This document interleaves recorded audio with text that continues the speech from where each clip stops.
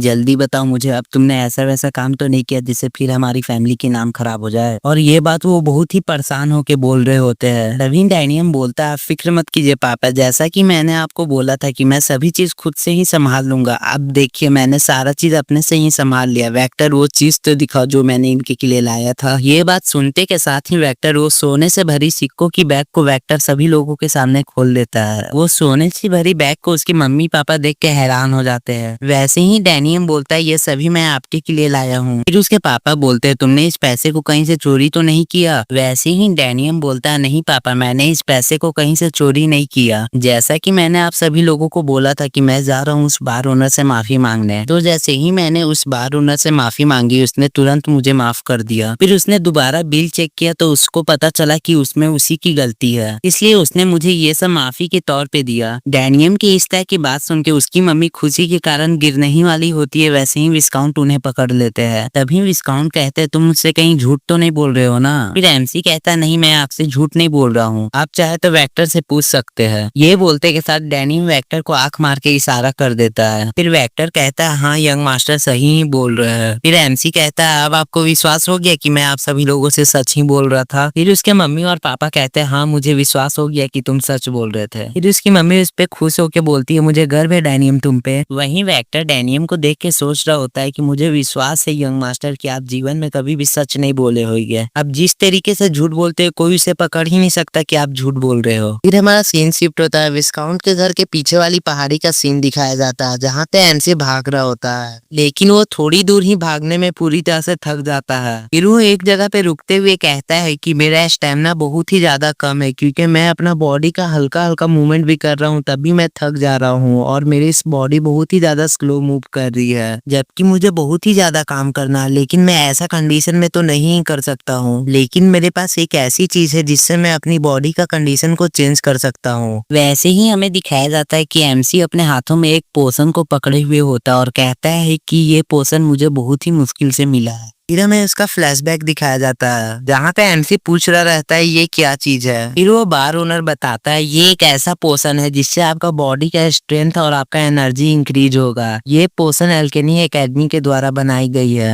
वैसे ही उसकी बात सुनते हुए एमसी हैरान होते हुए बोलता है क्या एल्केनी एकेडमी। फिर हमें एमसी एल्केनी एकेडमी के बारे में बताता है ये एक ऐसी एल्केनी ग्रुप है जिसमें सिर्फ टॉप लेवल के एल्केनिस्ट ही पोशन बनाते हैं और उनकी किसी भी पोशन की वैल्यू बहुत ही ज्यादा होती थी। क्योंकि मुझे पता है मैंने पिछले लाइफ में एल्केनिस्ट ग्रुप के बारे में सुना था। इनके पोशन खरीदने के लिए हमें इन्हीं के वैल्यू जितने जेम स्टोन देने पड़ते थे, लेकिन मैं लकी था कि ये पोशन मुझे ऐसे ही मिल गया। ये बोलते के साथ एमसी तुरंत ही उस पोशन को पी लेता है और पीते के साथ ही उसका बॉडी का स्ट्रेंथ और स्टेमिना पूरी तरह से इंक्रीज हो जाता है और वो कहता है कि जैसा कि मैंने सोचा था इस पोशन ने बहुत ही अच्छे तरीके से काम किया। लेकिन फिर वो कहता है मुझे जल्द से जल्द ताकतवर बनना है तो मुझे अपना स्टेमिना को ही सबसे पहले इंक्रीज करना होगा, तभी मैं अपने पिछले लाइफ जितने स्ट्रॉन्ग बन पाऊंगा और मुझे ये काम जल्द से जल्द करना होगा क्योंकि मेरे पास कुछ ही साल बाकी है। क्योंकि कुछ साल बाद डेमन किंग धरती पे अपनी पूरी अनडेड आर्मी को लेके आ जाएगा जिसके बाद पूरी तरह से तबाही मच जाएगी। इस कारण उस डेमन किंग को मारने के लिए मुझे अपनी पहली लाइफ जितना ताकतवर तो होना ही होगा, तभी मैं अपनी पूरी फैमिली और इंसानियत को बचा सकता हूँ। ये बोलते के साथ वो फिर से ट्रेनिंग स्टार्ट कर देता है। तभी सीन रात में शिफ्ट होता है। हमें एक बड़े सा घर को दिखाया जाता है जो कि ब्लैक स्नैक गैंग का मेंबर लोग का हाइड आउट होता है। उसी के अंदर हमें एक आदमी को दिखाया जाता है जो कि चिकन खाते हुए कह रहा होता है तुम बेकार आदमी, तुम किसी भी काम के नहीं हो, तुम्हें शर्म आनी चाहिए। मैंने सोचा था कि तुम हमारे टीम में सबसे अच्छे हायर किए हुए आदमी में से एक हो, लेकिन तुम वहाँ जाके एक यूजलेस बच्चे से हार गए। तभी एक गुंडा कहता है बॉस हमें इस टैड का क्या करना चाहिए, क्या हमें इसका इलाज कराना चाहिए कि इसे ऐसे ही छोड़ दे। तभी हमें ब्लैक स्नैक गैंग के लीडर को दिखाया जाता है जो कि असल में बहुत ही मोटा होता है और वो कहता है कि भूल जाओ इस टैड के बच्चे को, ये हमारा किसी भी काम का नहीं था। तभी हमें इसका नाम बताया जाता है, इसका नाम कैड्रिक वॉकर होता है। तभी वो गुंडा कहता है क्या हम इसे सही में फेंकने वाले हैं क्योंकि ये कैसा भी था तो ये हमारे एक मेंबर था। वैसे ही ब्लैक स्नैक गैंग का लीडर कहता है हाँ तुम इसे फेंक दो, ऐसा जगह फेंकना कि दोबारा ये जिंदा बचे नहीं। तभी हमें एक आदमी के पैर को दिखाया जाता है। वो कहता है कि अब चीजें इस तरीके से बदल गई, अगर किसी के पास पैसा रहे तो वो किसी चीज को भी खरीद सकता है, अब जिंदगी की भी कोई वैल्यू नहीं है। फिर हमें उस आदमी को दिखाया जाता है जो कि टैड होता है, जो कि कह रहा होता है कि अब मेरे रहने या ना रहने से भी तुम्हें कोई फर्क नहीं पड़ता है। ब्लैक स्नैक गैंग का लीडर इस आवाज को सुनते हुए हैरान हो जाता है। वैसे ही वो पीछे घूमते हुए कहता है कि जैसा कि मुझे तुमसे उम्मीद था टैड कि तुम अपने पैरों पे दोबारा खड़े हो ही जाओगे, अब तुम अपने पैरों पे खड़े हो ही चुके हो तो चलो मैं तुम्हारा इलाज करवा देता हूँ, उसके बाद मैं तुम्हें दोबारा हायर कर लूंगा। तो तुम क्या कहते हो, तुम्हें ये मंजूर है? लेकिन टैड उसकी इस तरह की बात सुन के बहुत ही ज्यादा गुस्सा आ जाता है और फिर अपने कांपते हुए हाथ से अपने स्वाड को पकड़ लेता है और कहता है कि तुम मुझे अभी फेंकने वाले थे कचड़े में, अब क्या हुआ? तुम्हें क्या लगता है जब मन चाहो तब तुम मुझे खरीद लोगे? ये बोलते के साथ ही वो अपना स्वाड लेके अटैक कर देता है और वो जैसे ही लीडर के सामने पहुंचने वाला होता है वैसे ही कोई चीज उसके पैरों को आके पकड़ लेती है, जिसको देख के वो पूरी तरह से हैरान हो जाता है और कहता है ये क्या है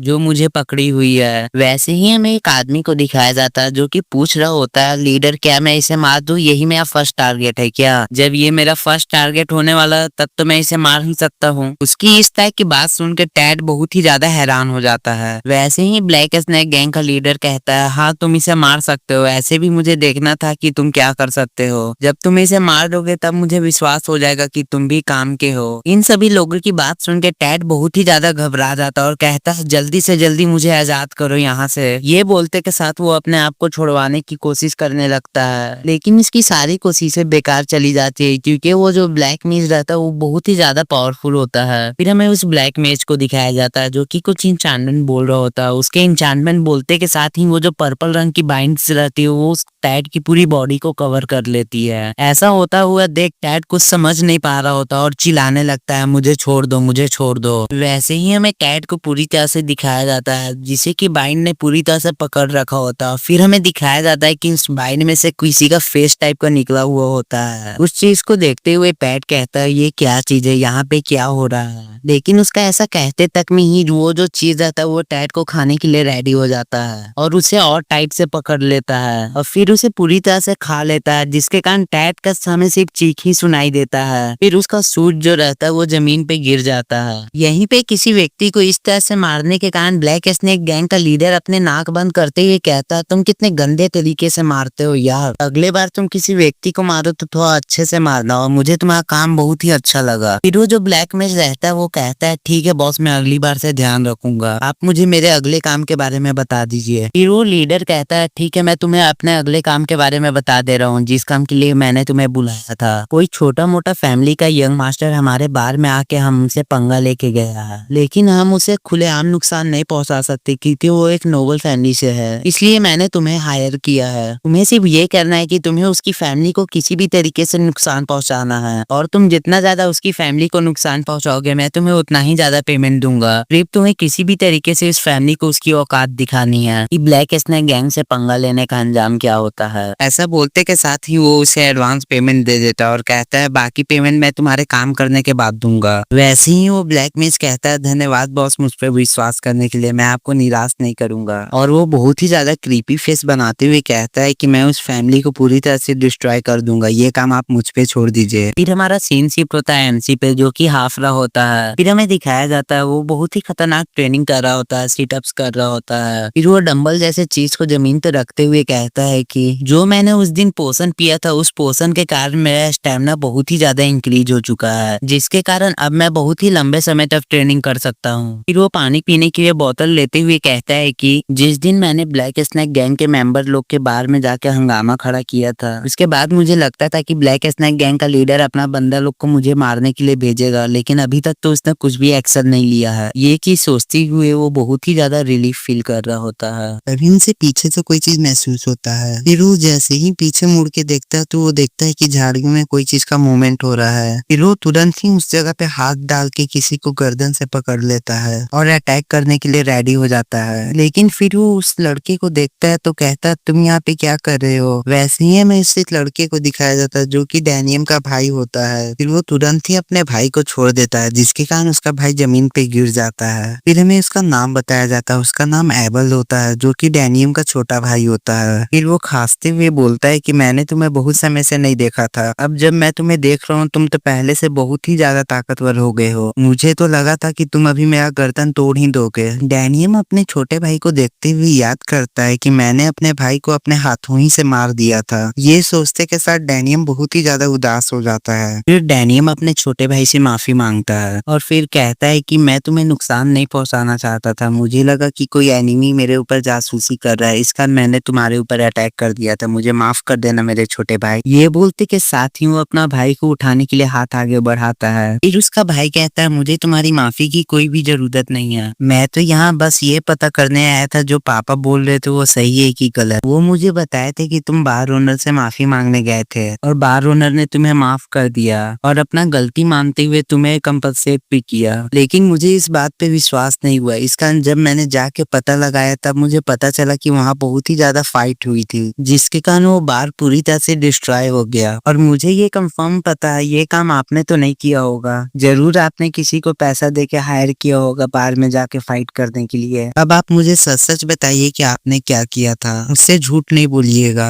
एमसी अपने भाई की इस तरह की बात सुनते हुए कहता है कि जो बात तुमने सुनी है वो पूरी तरह से सच है, मैंने ही उन सभी लोगों को मारा था। वैसे ही उसका छोटा भाई इस पे गुस्साते हुए कहता है कि तुम तो अपने लिए फाइट बैक भी नहीं कर सकते और तुम कह रहे हो हो कि तुमने ये सब अकेले किया है, जरूर तुमने किसी को हायर किया होगा। फिर एमसी कहता नहीं, मैंने किसी को हायर नहीं किया था, मैंने ही उन सभी लोगों को मारा था। उसकी इस तरह की बात सुनते हुए उसका छोटा भाई बोलता है कि तुम किसी और को जाके बेवकूफ बनाना, मुझे पता है कि तुम कितने झूठ बोलते हो और कितने सच, कोई और तुम्हारी इस तरह की झूठी बातों पे विश्वास करेगा, मैं नहीं। और तुम अपनी फैमिली का नाम खराब करना हर जगह बंद करो। तुम्हें पता भी है जो काम तुम करते हो उसके कारण हमारी फैमिली को कितना नुकसान होता है। हमारे किए गए काम को हमें साफ करना पड़ता है। और ये सब वो बहुत ही चिल्लाते हुए बोल रहा होता है। अभी डैनियम अपने भाई के सर पे हाथ सहलाते हुए सोचता है कि मुझे पता है भाई कि तुम बहुत ही ज्यादा मेहनती थे, तुम सिर्फ अपने फैमिली का अच्छा चाहते थे, जिसके कारण तुम मेरे से गुस्सा रहते थे, क्योंकि मैं फैमिली का नाम हर जगह खराब करते रहता था। वैसे ही उसका छोटा भाई कहता है कि तुम मेरे सिर पे से अपने हाथ को हटा दो, क्योंकि तुम्हारा हाथ बहुत ही ज्यादा भारी है। फिर डैनियम हंसते हुए बोलता है कि अब तुम फिक्र मत करो मेरे भाई, अब तुम्हारी फैमिली के साथ कुछ भी नहीं होगा, क्योंकि अब मैं बदल चुका हूँ। ऐसा बोलते के साथ ही हमें दिखाया जाता है कि वेक्टर उधर से चिल्लाते हुए आ रहा होता है कि यंग मास्टर कोई बुरी खबर है। वेक्टर की इस तरह की बात सुन के दोनों भाई हैरान हो जाता है और फिर एक साथ कहते क्या बुरी खबर। वेक्टर की इस तरह की बात सुनते हुए डैनियम और एबल एक साथ घर की तरफ बहुत तेजी से भागते हुए जाते हैं और फिर अचानक से गेट खोल के देखते तो सरप्राइज हो जाते हैं। लेकिन डैनियम की इस तरह की हरकत देखने के बाद उसके पेरेंट्स कहते हैं डैनियम तुम ये क्या कर रहे हो, तुम्हें दिखाई नहीं दे रहा कि यहाँ हमारे गेस्ट बैठे हुए हैं। वैसे ही हमें उस गेस्ट को दिखाया जाता है जो कि चाय पी रहा होता है और फिर चाय का कप नीचे रखते हुए कहता है कि तुमसे यहाँ पे मिलके अच्छा लगा डैनियम। फिर हमें इस व्यक्ति को दिखाया जाता है जो कि लायन ब्लूम मर्चेंट का यंग मास्टर होता है। वैसे ही वो बोलता है कि मेरे साथ जो बैंक्वेट में हुआ था मैं उसी के बारे में बात करने आया था, क्योंकि मेरे फादर को पता चल चुका है कि बैंक्वेट में मेरे साथ क्या हुआ था, जिसके बाद वो तुम्हारी फैमिली से बहुत ही ज्यादा नाराज हो गए, इसलिए मैंने सोचा कि क्यों ना मैं तुमसे मिलने चला हूँ। डैमियन उसकी इस तरह की बात सुनते हुए अपने मन में सोचता है कि डैम इट यार, मैं तो भूल चुका था कि मैंने इसके साथ फाइट भी किया था। वैसे ही लायन ब्लूम मर्चेंट का यंग मास्टर क्रीपी सा स्माइल देते हुए कहता है कि तुम्हें याद तो है ना कि तुमने मेरे साथ क्या किया था बैंक्वेट में, या कहीं तुम भूल तो नहीं गए। फिर हमें उस बैंक्वेट में हुई पार्टी का फ्लैशबैक दिखाया जाता है। तभी वहाँ पे डैनियम को कोई कह रहा होता है कि तुम यहाँ पे क्या कर रहे हो। फिर वो कहता है कि मुझे माफ कर देना, लेकिन मैं कहने का ये मतलब नहीं था। फिर हमें इस व्यक्ति को दिखाया जाता है जो कि लायन ब्लूम मर्चेंट का यंग मास्टर ही रहता है। फिर डैनियम कहता है तुम क्या चाहते हो, मैं तुम्हें माफ कर दूं जबकि तुमने मेरा मजाक उड़ाया। उन दोनों की फाइट देखने के लिए वहाँ पे क्राउड जमी हो जाती है। फिर डैनियम गुस्से में अपनी वाइन की बोतल बगल में रखते हुए कहता है कि तुमने ना सिर्फ मेरा मजाक उड़ाया, तुमने मेरे साथ साथ मेरी बहन का भी मजाक उड़ाया, जिसका कि ये सबसे कोई मतलब भी नहीं था। डैनियम की इस तरह की बात सुनते हुए यंग मास्टर कहता है कि मैंने किसी का भी मजाक नहीं उड़ाया, तुम ज्यादा नशे में हो इस कारण तुम्हें लग रहा है कि मैंने तुम्हारा मजाक उड़ाया। और ये बात वो बहुत ही ज्यादा फनी वे में बोल रहा होता है। और वैसे ही डैनियम के कानों के पास आके बोलता है कि मैंने बोला तो तुम मैं क्या कर लोगे इडियट। ये सुनते के साथ ही डैनियम को बहुत ही गुस्सा आ जाता है, जिसके कारण डैनियम उसका प्लान में फंस जाता है। वैसे ही उस यंग मास्टर के फेस पे एक पंच मार देता है। फिर वो गिरते समय अपने मन में सोच रहा होता है कि ये कितना बेवकूफ था कि इतना आसानी से मेरा प्लान में फंस गया। ये सोचते के साथ ही वो स्माइल करने लगता है। अब कहानी प्रेजेंट में आती है, जहाँ पे डैनियम यंग मास्टर को देखते हुए सोच रहा होता है ये व्यक्ति नाइट बनने के बहुत ही ज्यादा नजदीक है और इसका मेरे हाथ से मार खाने के बाद गिर जाना ये इसका प्लान का हिस्सा था, जो कि मैं समझ ही नहीं पाया था। वैसे ही डैनियम के पेरेंट्स यंग मास्टर से पूछते तो फिर हम आपके लिए क्या कर सकते हैं। फिर यंग मास्टर बोलता है मुझे ये बोलना तो नहीं चाहिए, लेकिन मुझे लेडी लुइस बचपन से ही पसंद है, इसलिए मैं चाहता हूँ कि आप हम दोनों को अलाउ कर दीजिए। उसकी इस तरह की बात सुनते हुए विस्काउंट कहते हैं तुम क्या कहना चाहते हो, मुझे साफ साफ बताओ। वैसे ही यंग मास्टर बहुत ही ज्यादा क्रीपी सा फेस बनाते हुए कहता है कि मैं चाहता हूँ कि आप मेरे और लेडी लुइस की शादी करवा दीजिए, नहीं तो आपको पता ही है मेरी फैमिली की पावर क्या है। उसकी इस तरह की बात सुन के सभी फैमिली मेंबर शॉक हो जाते हैं। वैसे ही डैनियम अपने मन में सोचता है कि ये फिर से पास्ट लाइफ जैसा ही कर रहा है, इसने पास्ट लाइफ में भी हमारी फैमिली का कमजोर होने का फायदा उठाया था और इसी तरह मैरिज प्रपोजल लेके आया था। लेकिन इस बार मैं ऐसा कुछ भी होने नहीं दूंगा, इस बार मैंने अपनी जितनी भी पास्ट में की गई गलती है उसको दोबारा रिपीट नहीं करूंगा। फिर यंग मास्टर बोलता है कि अगर आप ऐसा करते तो मैं सभी चीजों को भुला जाऊंगा और हमारी फैमिली और आपके फैमिली के बीच में अलायंस हो जाएगी। उसकी बात सुनते हुए विस्काउंट कहता है कि हमें माफ कर दीजिएगा, हम ऐसा नहीं कर सकते हैं, उनकी लुइस की शादी पहले से ही तय हो चुकी है। विस्काउंट की इस तरह की बात सुनते हुए यंग मास्टर बहुत ही गुस्से में कहता है कि तो उस रात जो पार्टी में मेरा इंसल्ट हुआ था उसका भरपाई आप कैसे कीजिएगा, या फिर हाउस एक्शन इतना पावरफुल हो चुका है कि हमारी फैमिली से फाइट कर सके। अब आपके ऊपर फैसला है कि आप किसे चुनते हैं, जो इंसल्ट उस रात मेरे पार्टी में हुआ उसका भरपाई करना, नहीं तो तो मुझसे लेडी लुइस की शादी करा देना। अब चॉइस आपकी, आप किसे भी चुने। और ये सब बात वो ऐसे कह रहा होता है जैसे उन्हें धमकी दे रहा है। उसकी इस तरह की बात सुनते हुए विस्काउंट हमें बताते हैं कि युंगलुंग जो है वो हमारे किंगडम का सबसे पावरफुल फैमिली में से एक है। इस कारण हम उसके फैमिली से फाइट नहीं कर सकते, लेकिन मैं इस बदमाश लड़के से अपनी बेटी की शादी भी नहीं करा सकता। और इन सभी बातों को सोचकर वो बहुत ही ज्यादा परेशान हो रहे होते हैं। वैसे ही हमें दिखाया जाता है उन सभी लोगों की इस तरह की बातें सुन के लुइस भी आ जाती है और आते के साथ ही कहती है ठीक है मैं तुमसे शादी करने के लिए रेडी हूँ। उसकी इस तरह की बात सुनते हुए उसके फैमिली मेंबर बोलते हैं लुइस तुम ये क्या बोल रही हो, हम कोई ना कोई रास्ता निकाल लेंगे, तुमको इससे शादी करने की कोई भी जरूरत नहीं है। और एबल भी चिल्लाते हुए कहता है कि ये सब गलतियां तो भाई ने की है तो तुम इसका भरपाई क्यों करोगी। वहीं हमें लुइस को दिखाया जाता है जिसकी की पूरी बॉडी कांप रही होती है। उसकी कांपती हुई बॉडी को देखते हुए डैनियम कहता है बहन तुम मेरे के लिए। तभी उसकी बहन कहती है तुम फिक्र मत करो, मैं यंग मास्टर के साथ अच्छे से रहूंगी। वैसे ही डैनियम अपने मन में बोलता है कि मेरे वजह से मेरी बहन फिर से अपना लाइफ बर्बाद करना चाहती है। तभी हमें उस यंग मास्टर को दिखाया जाता है जो कि हंसते हुए कह रहा होता है लेडी लुइस जैसा कि मैंने आपके बारे में सुना था आप सही में बहुत ही ज्यादा बुद्धिमान है। ये बोलते हुए जाते हुए कहने लगता है कि मैं आपको कुछ दिन बाद शादी के बारे में सभी डिटेल भिजवा दूंगा। लेकिन उसकी बात सुन के लुइस कोई भी रिप्लाई नहीं देती। तभी हमें दिखाया जाता है डैनियम अपनी बहन के आगे आके खड़ा हो जाता है। फिर वो यंग मास्टर डैनियम के कंधे पे हाथ थपथपाते हुए कहता है कि अब तो तुम मुझे जीजा जी बोलोगे डैनियम। उसकी इस तरह की बात सुन के डैनियम अपने मन में बोलता है कि तुमने तो एक बार मेरी बहन की जिंदगी खराब कर दी, अब तुम दोबारा करना चाहते हो, लेकिन इस बार मैं तुम्हें अपनी बहन की जिंदगी खराब करने नहीं दूंगा। फिर डैनियम उसे धीरे से गाली देता है और लुइस अपने भाई को अपने लिए स्ट्रेंथ लेता देख बहुत ही ज्यादा खुश हो जाती है। तभी वो यंग मास्टर कहता है तुमने क्या कहा डैनियम, मैंने अच्छा से सुना नहीं। वो अपना बात खत्म ही किया था उससे पहले ही डैनियम उसे एक अपर कट मार देता है जिसके कारण उसके नोज से ब्लीडिंग होने लगता है और वो बहुत ही पीछे जाकर गिरता है। फिर डैनियम कहता है मैं अपनी बहन और अपनी फैमिली के कारण अभी तक कुछ नहीं किया था, लेकिन अब मैं शांत नहीं रहूंगा। मैं सब कुछ तुम्हारे बारे में जानते हुए कुछ नहीं किया तब मैं बेवकूफ कहलाऊंगा। ये बोलते के साथ ही डैनियम अपने पास्ट लाइफ के बारे में सोचता है जहाँ पे उनसे एक सर्वेंट कह रही हुई थी कि यंग मास्टर लेडी लुइस और सर एल्विन आ चुके हैं, वो दोनों शादी के बाद फर्स्ट टाइम यहाँ पे आए हैं। ये सुनते के साथ ही डैनियम बहुत ही ज्यादा खुश हो जाता है और फिर कहता है कि मेरी बहन मैं तुमसे कितना समय से नहीं मिला हूँ। ये बोलते के साथ ही बहुत तेजी से दौड़ के अपनी बहन की रूम की तरफ जाने लगता है। फिर वैसे ही डोर को ओपन करते हुए कहता है कि बहन मैं आ चुका हूँ, मैंने तुम्हें बहुत ही ज्यादा मिस किया। ये कहते के साथ ही जैसे ही वो अंदर देखता है वो बहुत ही ज्यादा हैरान और गुस्सा हो जाता है। वैसे ही हमें दिखाया जाता है कि एल्विन लुइस के बाल को पकड़ के खींचते ये कह रहा होता है तुम वहाँ पे बहुत ही ज्यादा रो रही थी, इस कारण मैंने तुम्हें यहाँ पे ले आया, लेकिन अब तुम यहाँ भी मुझसे कह रही हो कि तुम मुझे छोड़ना चाहती हो जबकि तुम्हारे भाई की गलतियों के कारण तुम्हें बेच दिया गया था। ये सब होने के बाद भी तुम हिम्मत रखती हो इस तरह की बात मुझसे करने की। ये बोलते हुए वो बहुत ही ज्यादा कस के लुइस की बाल खींच रहा होता है। फिर उसे धक्का देके जमीन पे गिराते हुए कहता है कि लगता है मुझे तुम्हें फिर से सिखाना होगा कि तुम ये सब दोबारा ना बोलो। ये बोलते के साथ ही वो अपना एक हाथ में ग्लव्स पहन लेता है। उसे ऐसा करते देख लुइस कांपने लगती है। फिर वो वैसे ही लुइस के फेस पे बार बार पंच मारने लगता है जिसके कारण लुइस बहुत ही ज्यादा कस कस के चिल्ला रही होती है। वहीं पे डैनियम अपनी बहन की इस तरह की हालत देख के बहुत ही ज्यादा सैड हो जाता है और फिर वो कहता है कि ये सब मेरी ही गलती है, मेरे ही कारण मेरी बहन को ये सब झेलना पड़ रहा है। फिर वो बहुत ही ज्यादा गुस्से में एल्विन की तरफ देखते हुए कहता है कि मैं तुम्हें कभी भी नहीं छोड़ूंगा, मुझे जब भी मौका मिलेगा तब मैं तुम्हें मार डालूंगा। और ये चीज हमें उसकी आंखों में भी दिख रही होती है। फिर वहीं पे हमारी सीन प्रेजेंट में आती है जहाँ पे डैनियम कह रहा होता है कि मैं अपनी बहन की शादी कभी भी तुमसे नहीं करवाऊंगा, लेकिन वहीं पे डैनियम को ऐसा करते देख सभी फैमिली मेंबर शॉक हो जाते हैं। तभी साइड में से एल्विन के गार्ड आके कह रहे होते हैं कि ये कैसी आवाज थी। फिर वो जैसे ही एल्विन को जमीन पे लेटा देखते वो बहुत ही ज्यादा शॉक हो जाते हैं। फिर वो अपने स्वार्ड को डैनियम की तरफ निकालते हुए कहते हैं कि क्या तुमने हमारे सेकेंड यंग मास्टर को चोट पहुंचाया। वैसे ही एल्विन उठते हुए कहता है कि तुम्हारी मुझे मारने की हिम्मत कैसी हुई, तुमने एक बार मेरे फेस पे मारा था तो मैंने तुम्हें माफ कर दिया, लेकिन तुमने दोबारा मेरे फेस पे मार के अच्छा नहीं किया। ये कहते के साथ ही एल्विन अपने स्वार्ड को निकालने लगता है। वहीं एल्विन को अपने स्वार्ड को निकालते देख डैनियम के पेरेंट्स बहुत ही ज्यादा डर जाते हैं और वैसे ही एल्विन डैनियम को कहता है कि लगता है तुम्हें सच में मरने की बहुत ही ज्यादा जल्दी है। और ये सब वो अपना स्वार्ड को निकाल के बोल रहा होता है। तभी उसके दोनों बॉडीगार्ड उसके सामने आते हुए कहते हैं कि यंग मास्टर आप फिक्र मत कीजिए, हम इसे संभाल लेंगे। लेकिन एल्विन को अपने गार्ड को ऐसा करते देख बहुत ही ज्यादा गुस्सा आ जाता है और वो बहुत ही ज्यादा गुस्से में कहता है कि तुम दोनों मेरे सामने से हट जाओ, तुम दोनों मुझे क्या कमजोर समझ समझ रहे हो। तभी एक गार्ड कहता नहीं यंग मास्टर, उसके जैसा बच्चे के लिए तो मैं ही काफी हूँ। वो इतना बोला ही होता तभी एल्विन उसके फेस पे एक पंच मार देता है, इसके कारण वो नाइट वॉल में बहुत ही तेजी से जाकर टकरा जाता है। फिर एल्विन बहुत ही ज्यादा गुस्साते हुए कहता है कि जब मैंने बोला तुम्हें सामने से हटने के लिए तो तुम्हें हट जाना चाहिए था। लेकिन वहीं पे उसकी इस तरह के व्यवहार देख के डैनियम के भाई बहन बहुत ही ज्यादा शॉक हो जाते हैं। वैसे ही वो डैनियम की तरफ आते हुए कहता है कि डैनियम, जो तुमने अभी मेरे साथ किया उससे तुम कैसे एक्सप्लेन करना चाहोगे, या तुम्हारे पास कोई प्लान है मुझसे बचने की। वहीं पे लुइस सोच रही होती है कि डैनियम ने ये मेरे कान के, इस कारण मुझे ही उसे बचाने के लिए कुछ करना होगा। ये सोचते के साथ वो कहती है कि प्लीज तुम रुक जाओ, तुम जो कहोगे वही मैं करूंगी। ये इतना बोली होती है तभी डैनियम उसे रोक देता है। फिर वो पीछे घूमते हुए कहता है कि तुम फिक्र मत करो लुइस, मेरे पास अपने तरीके इससे डील करने के लिए है। ये कहते के साथ ही डैनियम यंग मास्टर को बोलता है क्या तुम मेरे साथ डुअल करोगे। तभी वो यंग मास्टर कहता है क्या डुअल, लेकिन क्यों। फिर डैनियम बोलता है अगर तुम में से डुअल में जीत जाते हो तो तुम जो बोलोगे वो मैं करूंगा, लेकिन डुअल में मैं जीतूंगा तो तुम्हें ये सभी बातें को भूल जाना होगा। लेकिन वैसे ही यंग मास्टर बोलता है कि इसमें मेरा क्या फायदा, क्योंकि लुइस ने तो पहले ही शादी के लिए हाँ बोल दिया है। फिर डैनियम उसका इंसल्ट करते हुए बोलता है कि तुम बहाना बनाना बंद करो, तुम साफ साफ क्यों नहीं बोलते कि तुम्हें मेरे से डर लग रहा है। फिर यंग मास्टर अपने मन में सोचता है कि मैं तो इसे सोच ही रहा था कि इसे किसी तरह से भी मारने का, लेकिन ये खुद ही मेरे पास आ चुका है। अब मैं इसे डुअल करने के बहाने इसका 2-3 हड्डी तोड़ के इसे क्रिपल कर दूंगा। फिर जो इसने मेरा इंसल्ट किया था वो सभी इंसल्ट का बदला भी पूरा हो जाएगा और इसकी बहन भी मेरी हो जाएगी। ये सोचते के साथ ही बहुत ज्यादा क्रीपी से स्माइल देते हुए कहता है कि ठीक है मैं तुम्हारा डुअल को एक्सेप्ट करता हूँ। तो चलिए गाइस यहीं पे इस चैप्टर को खत्म करते हैं। अगर आप इस मानवा का सेकेंड पार्ट चाहते हो तो जरूर से मुझे कमेंट में बता दीजिएगा। अगर इस मानवा पे अच्छा रिस्पॉन्स आता है तो इसका मैं नेक्स्ट पार्ट भी बहुत ही जल्द अपलोड करने का कोशिश करूंगा। तो जरूर से लाइक कमेंट और सब्सक्राइब कर दीजिएगा क्योंकि इसका नेक्स्ट पार्ट जल्दी आ जाए। तो यहीं पे इस वीडियो को मैं खत्म करता हूँ गाइज, मैं आपसे मिलता हूँ नेक्स्ट पार्ट के अंदर। तब तक के लिए बाय।